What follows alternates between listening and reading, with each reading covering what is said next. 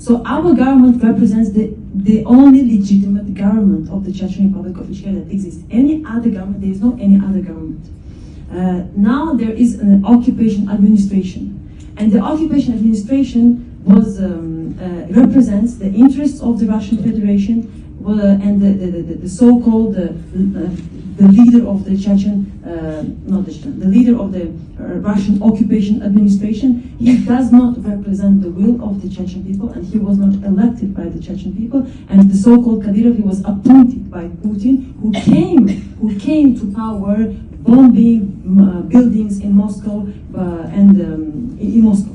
So there is no any other government, the legitimate government, except the Chechen government in exile. You know, when the Second War happened and the Germans took over France, there was the government of Charles de Gaulle was formed, and this government in exile was recognized by the United States, by US, and later it came back to France and it continued. The government of Vichy could not claim that it was a legitimate government of France. No, it was supported by the Nazis. So I don't see why there should be a problem with the Chechen government in exile, which represents the legitimate force of the Chechen Republic of Ichkeria, and which was in 1991 the Chechen government was elected after the Chechen people expressed its free will.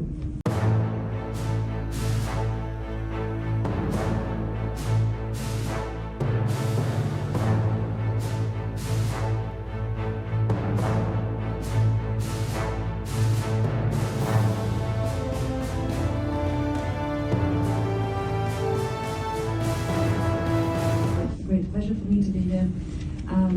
I find it important to remind to everyone that Eurasia is the world's central arena, and North Caucasus is part of this grand chessboard, and Chechnya is part of this grand chessboard. For long, the West has treated Chechnya and the wider North Caucasus as Russia's backyard, and this perspective, unfortunately, did not change even after the collapse of the Soviet Union. And the truth is that North Caucasus holds immense potential to become a valuable and strategic partner for the United States. Positioned at the crossroads of Europe, Central Asia, and the Middle East, the North Caucasus covers 355,000 square kilometers and is abundant in natural resources, including gas, oil, minerals, while also holding vital access to both the Black Sea and the Caspian Sea, along with key pipelines originating from the Caspian Basin. So the region could serve as a gateway for American businesses to enter a promising market, rich in natural resources and human capital. So from energy development to infrastructure, technology, and education, the opportunities for mutually beneficial engagement are vast. And when I say the territory of 355,000 square kilometers, it's a huge territory. It's a territory equal to Germany's size. It's a territory bigger than the United Kingdom. It's a territory bigger than Finland, than Vietnam. So there is a potential there. And we see that potential as a force that represents the Chechen government and the force that represents the pro-democracy aspirations of the North Caucasus. We see that potential, and we're looking also that the United States and its allies will see that potential in North Caucasus. Also, I find it's important to say that at the time when China is rapidly expanding its influence to Central Asia, and the United States cannot afford to ignore the other side of the equation, the North Caucasus offers a strategic alternative, a foothold at the intersection of major geopolitical fault lines, and to effectively counter the growing influence of the China, North Korea, Iran axis, the United States must reinforce its presence in North Caucasus. Supporting democratic forces and fostering partnerships in the region is not only a strategic necessity, it's a long-term investment in regional stability, security, and defense of shared democratic values.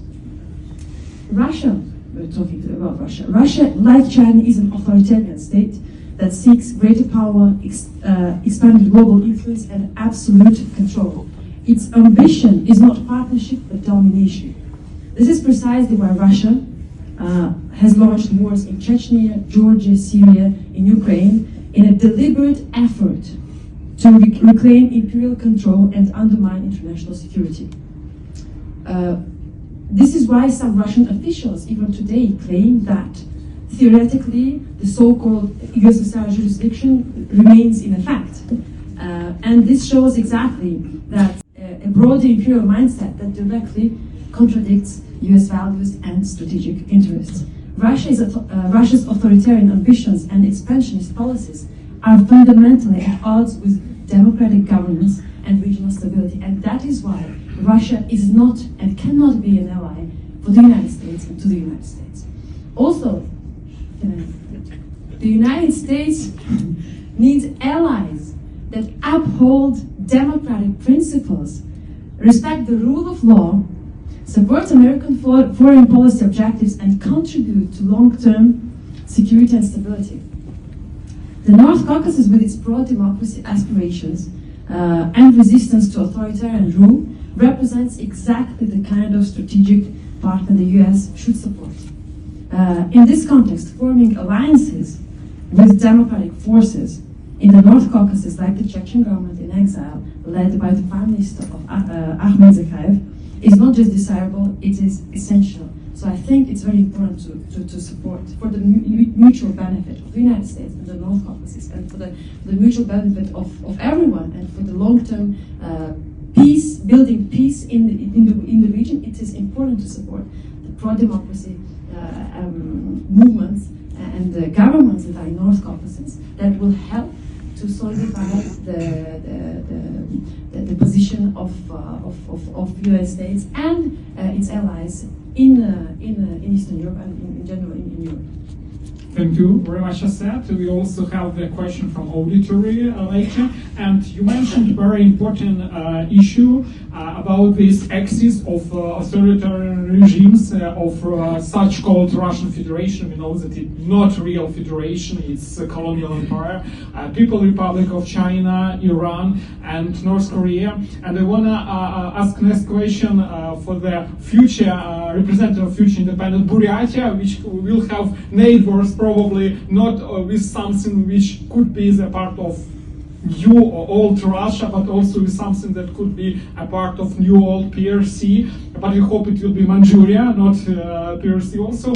I wanted to first thank my dear friend and brother Oleg for his tireless effort, and we have been with him in many different areas of the world, and with his endless campaign to help Ukraine and to talk about the breakdown of the Russian Federation. I'm very proud of you, and I will do anything I can do in the future to help you out. I and many Circassians on your side. I wanted also to thank Margarita for this style of conference. It's really great the way it's done. It's more informative, and it conveys the idea easily and in a more practical way. And just please remember that it was the Jamestown Foundation who introduced the Circassians, who opened the doors for us back in 2007, and having a conference in Washington, D.C. in July of 2007. It was called Circassians Past, Present, and Future, during which Paul Gogol grabbed me on the side and told me magic words at the time. He said, there will be Circassia. In this 5 minutes, I would like to just give you briefly, for the ones who don't know, who are the Circassians and what is Circassia and what is the North Caucasus. And then I will tell you about the effect of the Ukraine war on Circassians in a negative and a positive way, and the recognition of the Ukrainian Khorog Narada of the Circassian genocide, and the impact internationally on Circassion in particular in different areas of the world, and also which led to the same effect, just like the recognition of the Georgian recognition of the Circassian genocide in the past. So Circassians, about 7 or 8 million people today scattered all over the world. Only 10% of us remain in motherland. The rest live in Turkey, Syria, Jordan, Israel, Europe, and different places of the world. We were the first genocide in modern times to occur, and it was not defined at the time by genocide until it was defined later on in the United Nations by Human Rights Commission. What is the definition of the genocide? And of course that fell into the actions of Russia against Circassians that killed about 65, 70, 80% of the population, pushed the rest of them into forced exile. Many of them perished on the way. At the time, Circassians were about 2.5 million people. Turkey, as a geography, as part of the Ottoman Empire at the time, was 7 million people. Circassians were 2.5. Turkey today is about 85 million people. We don't even know the accurate number or the accurate population of Circassians today. We're estimating about 7 to 8 million people.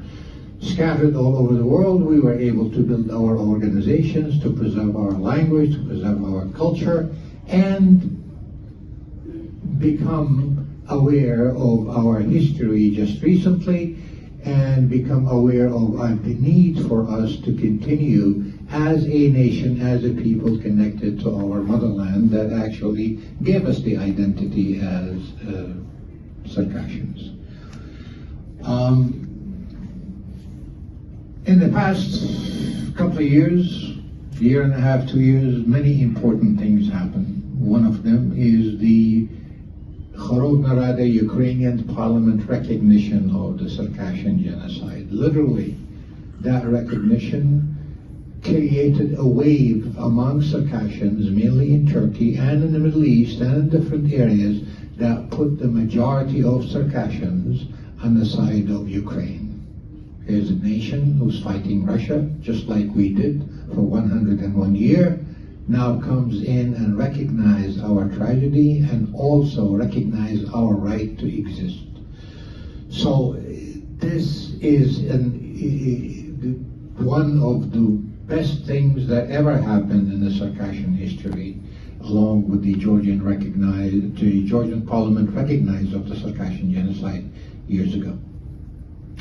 What this did to Circassians also is that it raised the nationalistic feeling. It raised the aspirations and the attachment to the motherland. Now they have become aware that this is the hero of the world today, Ukraine, who's fighting for freedom and the integrity of the land of Ukraine against one of the mightiest and cruelest empires of the world. Now it is recognizing our genocide.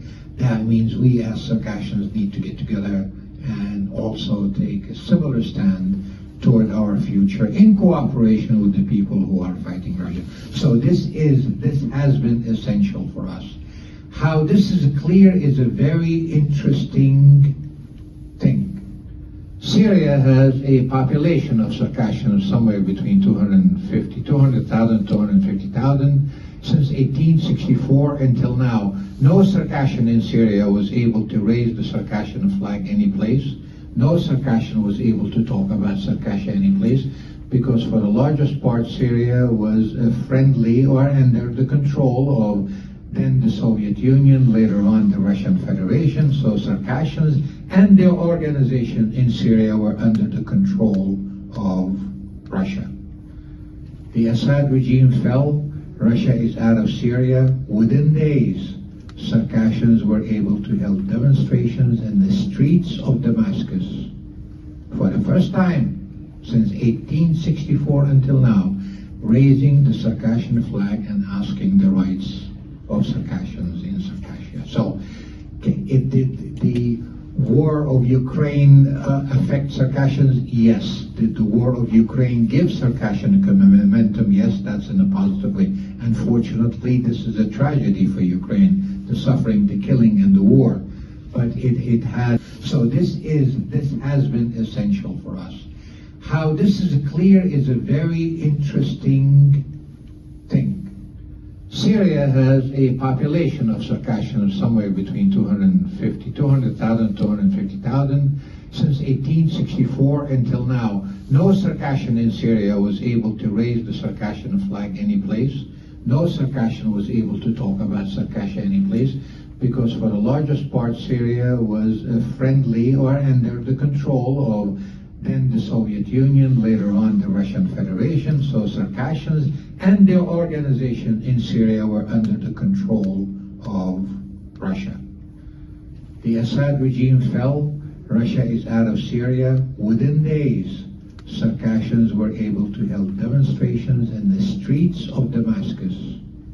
For the first time since 1864 until now, raising the Circassian flag and asking the rights of Circassians in Circassia. So, did the war of Ukraine affect Circassians? Yes. Did the war of Ukraine give Circassian momentum? Yes, that's in a positive way. Unfortunately, this is a tragedy for Ukraine, the suffering, the killing, and the war.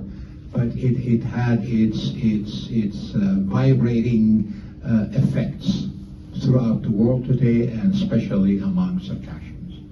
How this is important for the region and for the Circassians and the Ukrainians, and what benefit can be done out of this.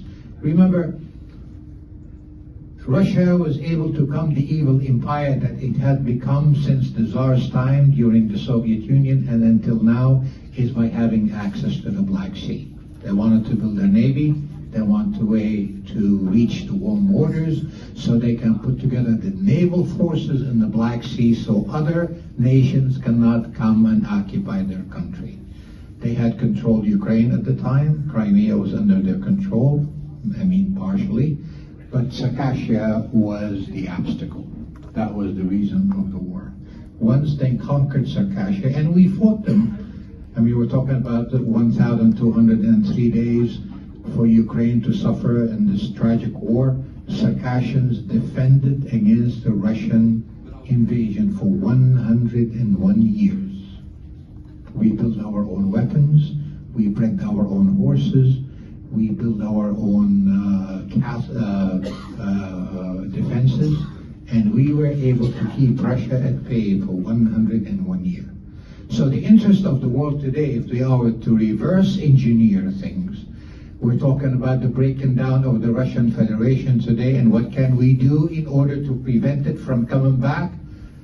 Create again the coast of Circassia, give us the ability to control Circassia, give us the strategic depth in the North Caucasus where we can have Circassians, Chechens, Ingush, and Dagestani defend the North Caucasus and the coast of Circassia, and we will be able, along with the Crimean Tatars and the Ukrainians, to keep the evil away from the Black Sea, and the Russian Empire not only will disintegrate, but it also will not have the chance to come back.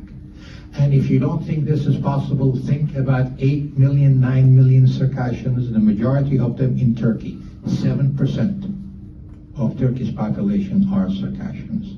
These guys are waiting, among other nations in Turkey, from the North Caucasus, Chechen, Dagestanis, Circassians, and Ingush, in order to be able to reestablish a foothold in the North Caucasus that can prevent Russia from accessing the Black Sea and can guarantee in the future, without exception, that the evil empire will not come back again and force us to be active and hold conferences and meetings and talk about the evil Russia. We know what Russia is. No one suffered from Russia as much as we did. And the most important element for Russia today is the North Caucasus. They know if they lose this, they have no chance of surviving. Not now, not in the future. They know that eventually they will lose the Ukrainian war. They know that they will not be able to harass any other nations. So that's the opportunity we need to have.